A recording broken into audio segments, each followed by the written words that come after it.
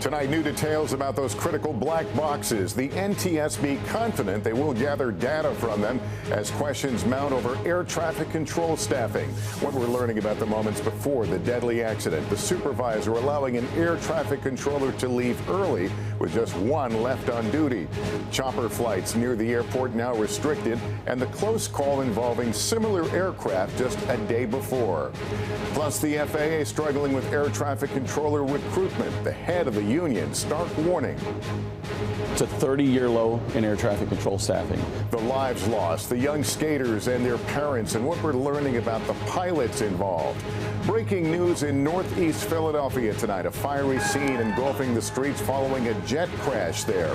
Is it the start of a new trade war? President Trump set to impose 25% tariffs on Mexico and Canada, 10% on China. What it could mean for the price you pay.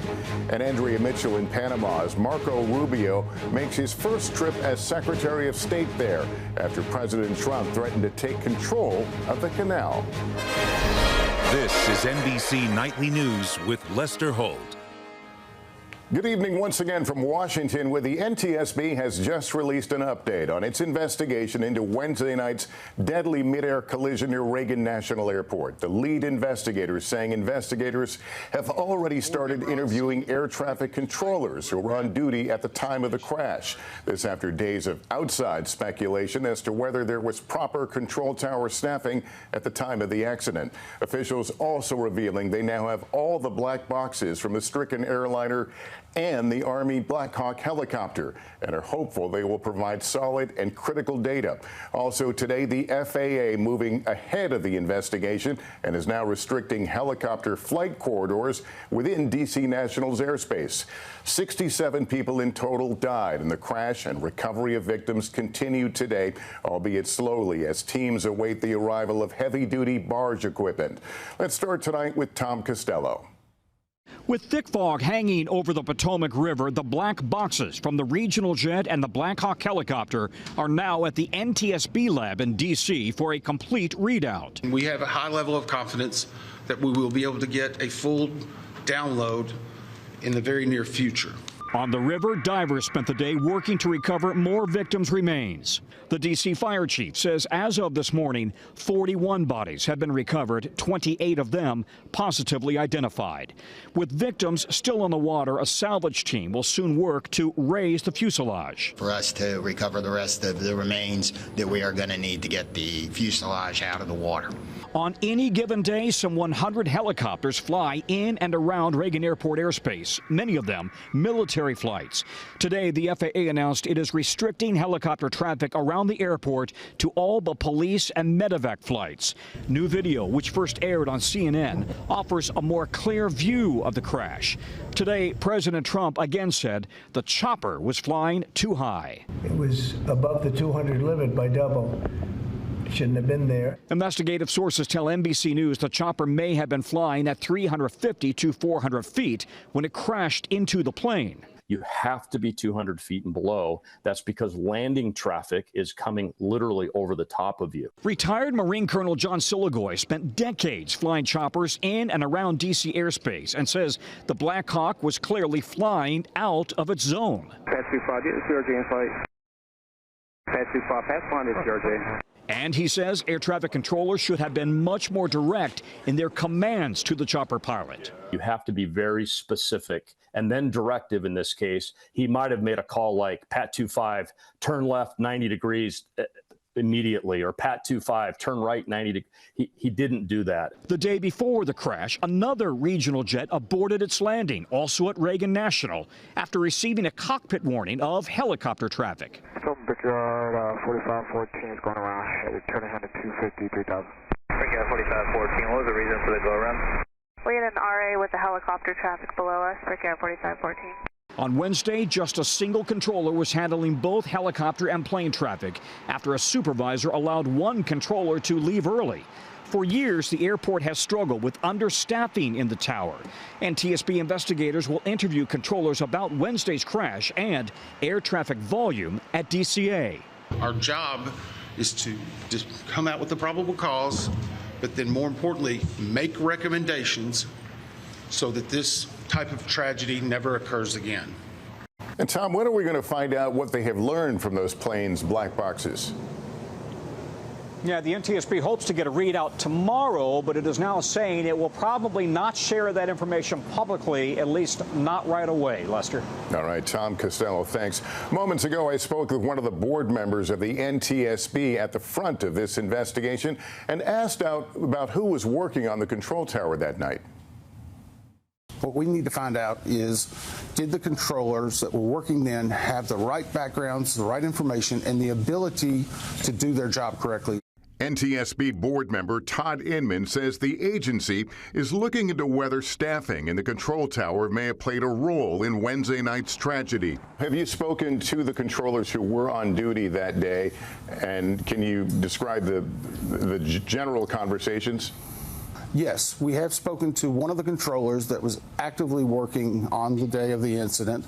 I can't describe the actual nature of the conversation just yet, but I can say this: we're getting very good cooperation. Air traffic control staffing has been a problem for the FAA for years, and it's thousands of controllers short of staffing goals. The amount of fatigue. Nick Daniels is president of the National Air Traffic Controllers Association. Can you tell me in general, with controllers now being a prominent part of this, how your workers are feeling and doing? Well, the air traffic controllers across the country are devastated. This is life-changing for the controllers that were working that day, but we know the responsibility of the American public, or any person that steps on an aircraft. They're our responsibility. They're in great hands, but we know the gravity. This is one of those times that we all have to take another look, a deep breath, and go back to work. A lot of the conversation has to do with controller staffing at this and other towers around the country. How much of an issue do you see that to be right now? It's a very large issue.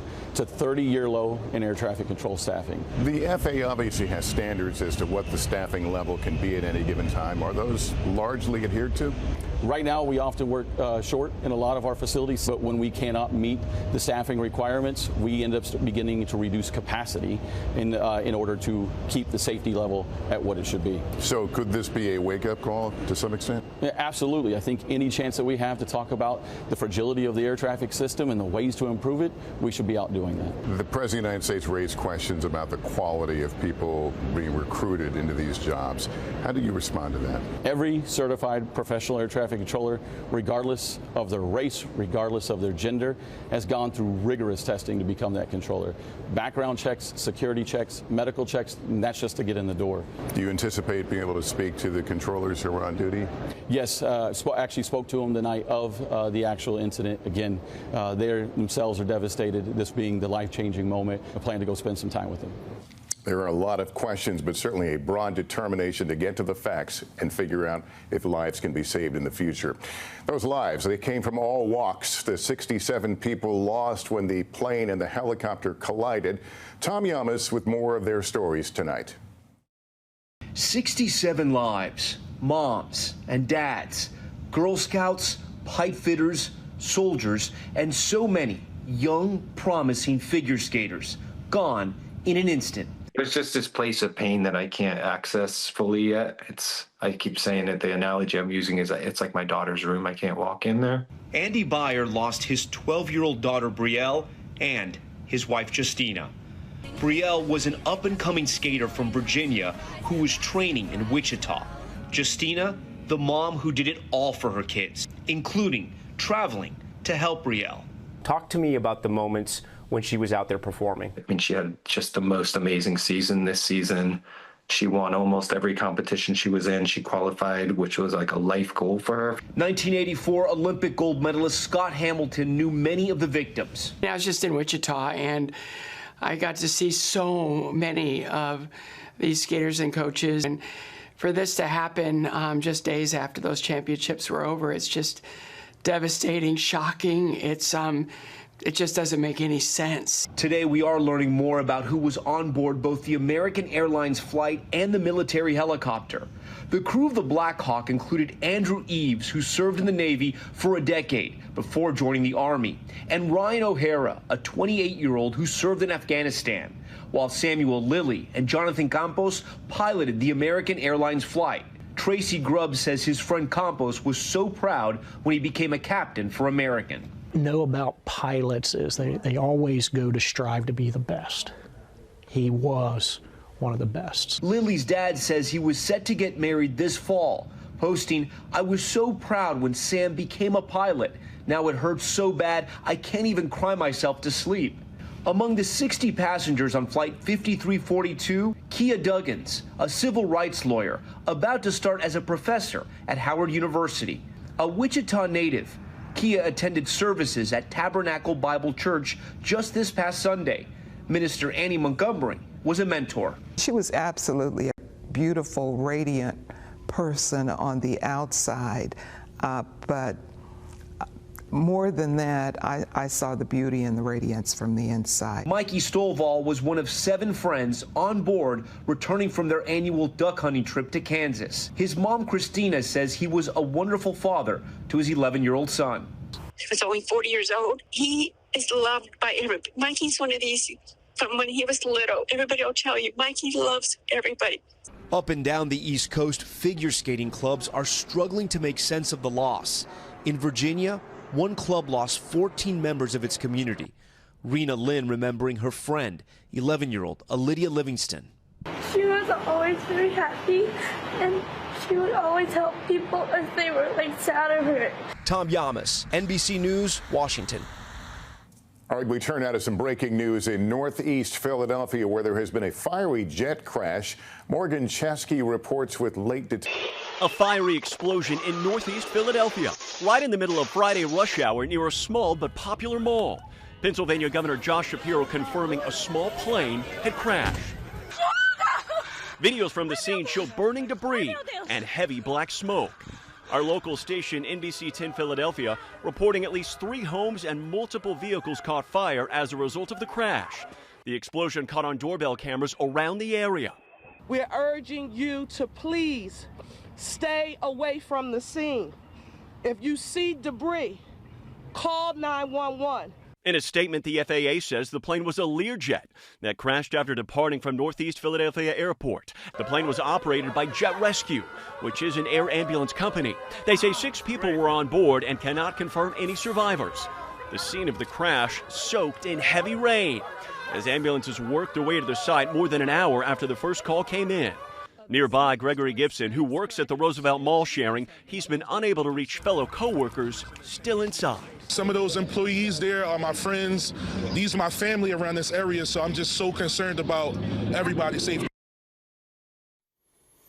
Now, the company that operates that air ambulance, Jet Rescue, says that tonight of the 6 people on board, 4 were their crew members. 1 was a pediatric patient and the other was their escort. A rep for the company tells us that young patient was a Mexican national who had successfully completed their treatment and was on their way back to Mexico. Jet Rescue says tonight their thoughts are with the families and anyone else who may have been hurt on the ground. Lester. All right, Morgan Chesky, thank you. In 60 seconds, it's at the start of a new trade war. Trump set to impose tariffs on Mexico, Canada, and China. What it could mean for the price you pay. The Trump administration is set to impose new tariffs on goods from Canada, Mexico, and China starting tomorrow. The president insisting today they won't lead to more inflation here at home. Garrett Hake has late details. Tonight, the White House saying President Trump is keeping a campaign promise by imposing tariffs tomorrow on Mexico, Canada, and China in response to migrants and fentanyl coming across the border. We'll possibly very substantially increase it or not. We'll see how it is. 25% duties on imports from Canada and Mexico and 10% from China. And the president hinting at tariffs to come on computer chips, steel, and pharmaceuticals.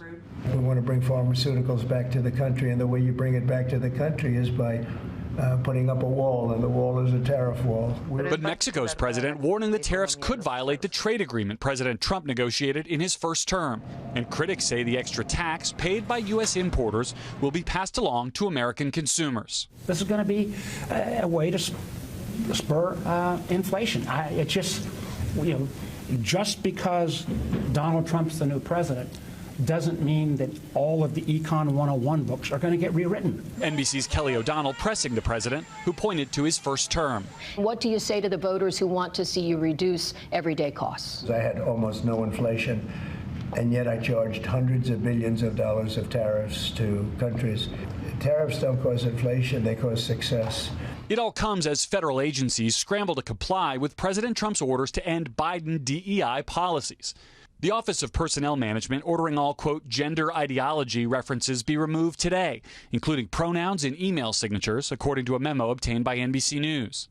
Another memo we've obtained from the Defense Intelligence Agency ordering a pause on, quote, special observances, including for Black History Month in February and Pride in June. And the CDC today scrubbing some HIV-related content from its website. And Garrett, you also have some new reporting about a major shakeup at the FBI. Yeah, that's right, Lester. The Trump administration has now forced out all 6 of the FBI's most senior executives and the heads of several field offices around the country, including here in Washington, according to current and former FBI officials. When we asked President Trump about this earlier today, he said he was not involved in that, but that if people were fired, quote, that's a good thing. Lester? All right, Garrett, thank you. Up next, the clash over the canal. Andrea Mitchell reports from Panama, where Trump has threatened to take control of the vital passage. Secretary of State Rubio heads there tomorrow. New Secretary of State Marco Rubio faces a showdown on his first foreign trip tomorrow in Panama. There's an uproar in the Central American nation over President Trump's threat to take control of the Panama Canal. NBC's Andrea Mitchell is there.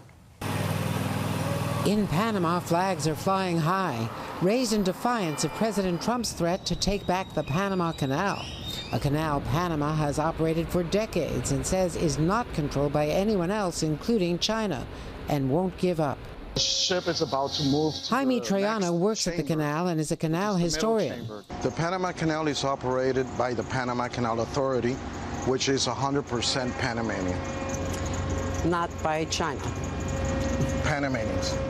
The canal was opened in 1914 at a cost to the U.S. of $352 million, but was turned over to Panama in 1999. Ships sailing through the canal go only 51 miles. That cuts the distance from Atlantic to Pacific by more than 9,000 miles, cutting the distance and the time by more than a month. That saves millions of dollars for businesses and consumers in the U.S. A Chinese company does operate ports at either end of the canal, but other ports are operated by the U.S. and Taiwan.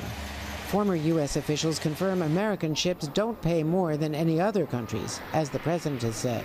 Still, Secretary of State Marco Rubio yesterday doubled down on President Trump's claims. If the government of China in a conflict tells them shut down the Panama Canal, they will have to. That is a direct threat. Jorge Quijano administered the canal when Vice President Pence visited in 2017 and worked there for 44 years. Instead of bringing in the hammer, extend the hand.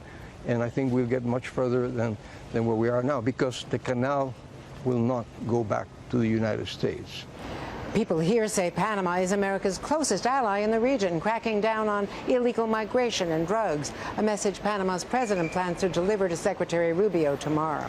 Lester. Andrea Mitchell, thank you. When we come back, how a close-knit community on the ice is coming together after the tragedy in the sky.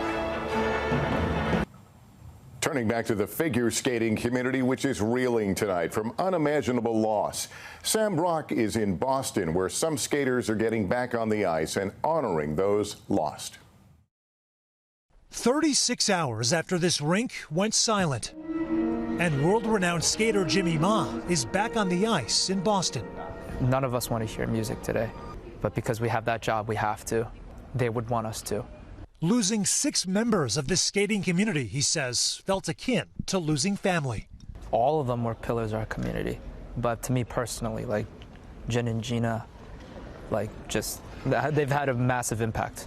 Ma referring to the family of 13-year-old Gina Hahn, who 3 years ago shared her dreams with NBC Boston. I really want to go to the Olympics step by step. Today, her coach saying that goal was in sight.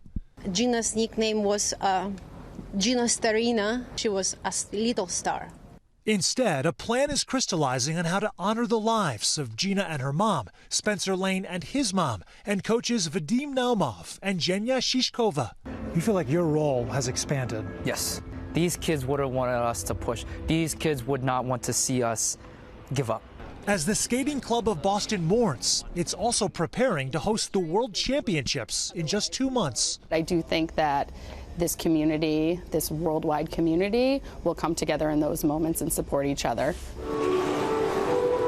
Tonight, the skaters here are showing tragedy won't define their community, but rather reveal its essential love and connection. If I could leave a lasting impact on these youngsters, that would mean the world to me. And it starts with us being strong for this situation. Sam Brock, NBC News, Norwood, Massachusetts. And that's Nightly News for this Friday. Thank you for watching. I'm Lester Holt. Please take care of yourself and each other. Good night.